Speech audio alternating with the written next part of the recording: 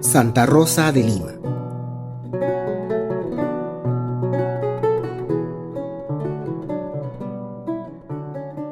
Religiosa peruana de la Orden de los Dominicos, que fue la primera santa de América. Tras haber dado signos de una intensa precocidad espiritual, a los 20 años tomó el hábito de terciaria dominica y consagró su vida a la atención de los enfermos y niños y a las prácticas ascéticas, extendiéndose pronto la fama de su santidad.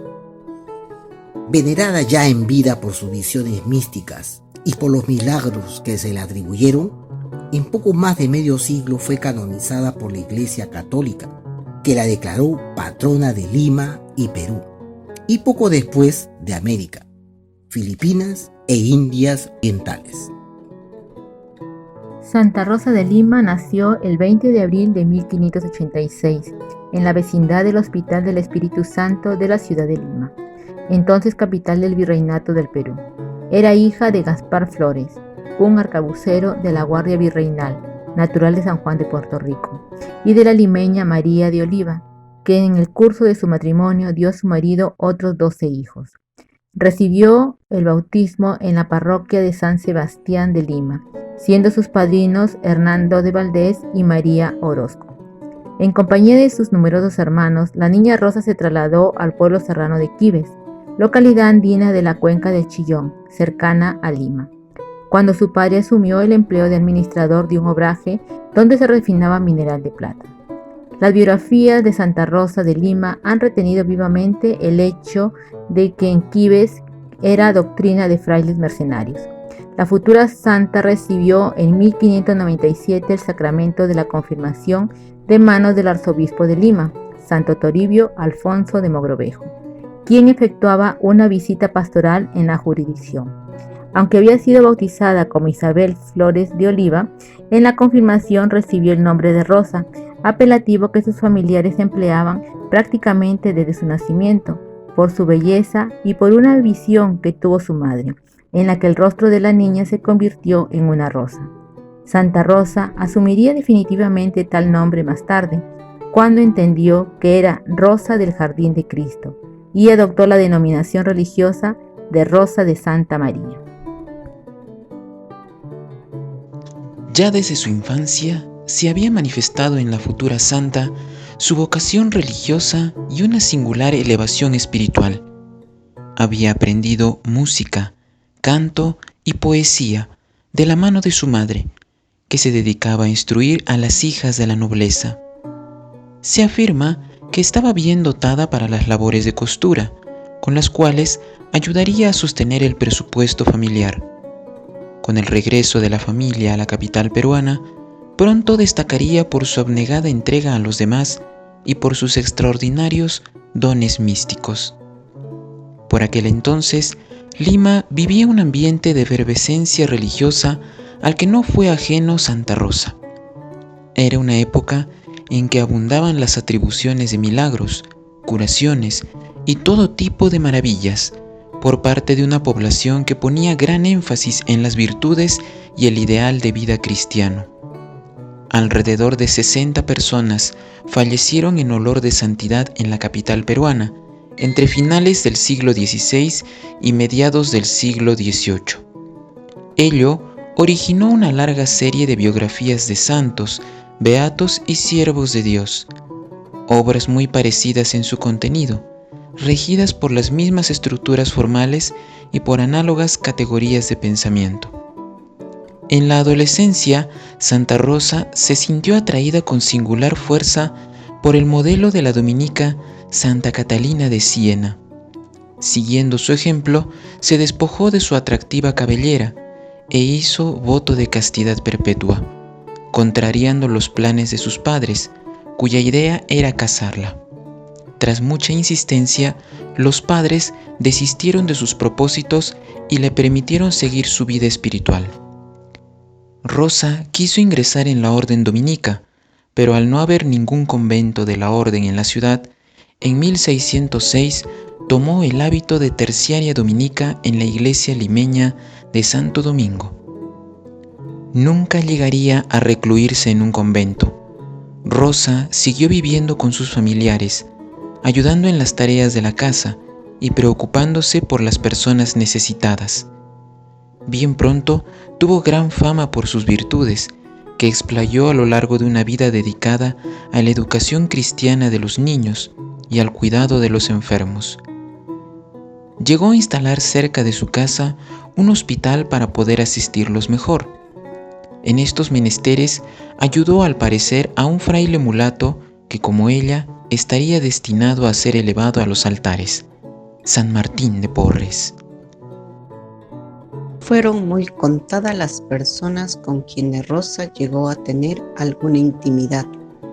En su círculo más estrecho se hallaban mujeres virtuosas como doña Luisa Melgarejo y su grupo de beatas, junto con amigos de la casa paterna y allegados al hogar del contador Gonzalo de la Maza.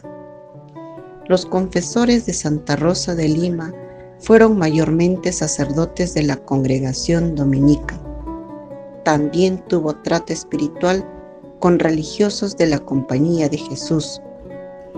Es asimismo importante el contacto que desarrolló con el doctor Juan del Castillo, médico extremeño, muy versado en asuntos de espiritualidad, con quien compartió las más secretas minucias de su relación con Dios. Dichos consejeros espirituales ejercieron profunda influencia sobre Rosa.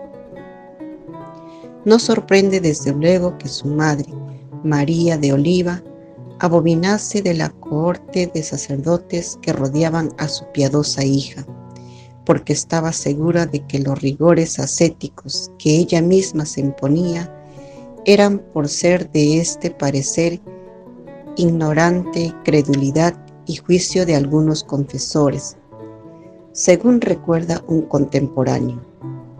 La conducta estereotipada de Santa Rosa de Lima se hace más evidente aún cuando se repara en que por orden de sus confesores anotó las diversas mercedes que había recibido del cielo, poniendo así el panel titulado Escala Espiritual. No se conoce mucho acerca de las lecturas de Santa Rosa, aunque es sabido que encontró inspiración en las obras teológicas de Fray Luis de Granada. Los últimos años.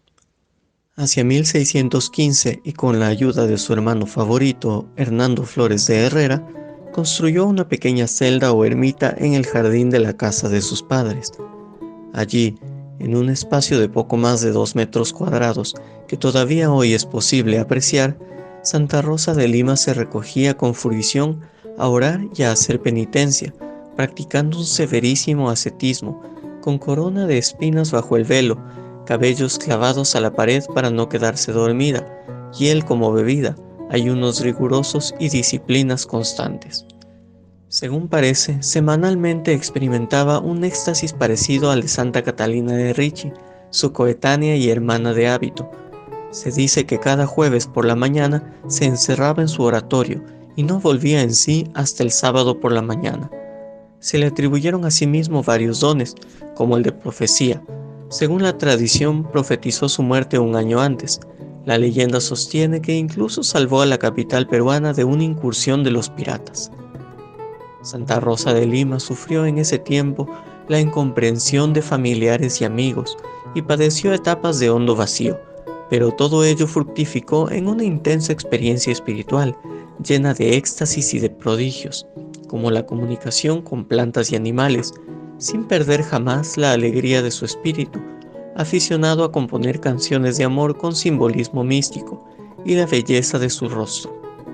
Llegó así a alcanzar el grado más alto de la escala mística, el matrimonio espiritual. La tradición cuenta que, en la iglesia de Santo Domingo, vio a Jesucristo y éste le pidió que fuera su esposa. El 26 de marzo de 1617 se celebró en la iglesia de Santo Domingo de Lima su místico desposorio con Cristo, siendo Fray Alonso Velázquez, uno de sus confesores, quien puso en sus dedos el anillo simbólico en señal de unión perpetua. Con todo acierto, Rosa había predicho que su vida terminaría en la casa de su bienhechor y confidente, Gonzalo de la Maza, contador del Tribunal de la Santa Cruzada, en la que residió en estos últimos años. Pocos meses después de aquel místico desposorio, Santa Rosa de Lima cayó gravemente enferma y quedó afectada por una aguda hemiplegia. Doña María de Uzátegui, la madrileña esposa del contador, la admiraba. Antes de morir, Santa Rosa solicitó que fuese ella quien la amortajase. En torno a su lecho de agonía se hallaba el matrimonio de la Maza Uzátegui con sus dos hijas, doña Micaela y doña Andrea, y una de sus discípulas más próximas, Luisa Daza, a quien Santa Rosa de Lima pidió que entonase una canción con acompañamiento de vihuela. La Virgen limeña entregó así su alma a Dios el 24 de agosto de 1617 en las primeras horas de la madrugada. Tenía solo 31 años. El mismo día de su muerte, por la tarde, se efectuó el traslado del cadáver de Santa Rosa al convento grande de los dominicos, llamado de Nuestra Señora del Rosario. Sus exequias fueron imponentes por su resonancia entre la población capitalina. Una abigarrada muchedumbre colmó las calzadas, balcones y azoteas en las 9 cuadras que separaban la calle del Capón, donde se encontraba la residencia de Gonzalo de la Maza, de dicho templo. Al día siguiente, 25 de agosto, hubo una misa de cuerpo presente oficiada por don Pedro de Valencia, obispo electo de La Paz, y luego se procedió sigilosamente a enterrar los restos de la santa en una sala del convento, sin toque de campanas ni ceremonia alguna, para evitar la aglomeración de fieles y curiosos. El proceso que condujo a la beatificación y canonización de Rosa de Lima empezó casi de inmediato, con la información de testigos promovida en 1617 y 1618 por el arzobispo de Lima, Bartolomé Lobo Guerrero. Tras 5 décadas de procedimiento, el Papa Clemente IX la beatificó en 1668 y un año después la declaró patrona de Lima y de Perú. Su sucesor, Clemente X, la canonizó en 1671. Un año antes la había declarado además patrona principal de América, Filipinas y las Indias Orientales. La festividad de Santa Rosa de Lima se celebra el 30 de agosto en la mayor parte de los países, pese a que el Concilio Vaticano II la trasladó al 23 de agosto.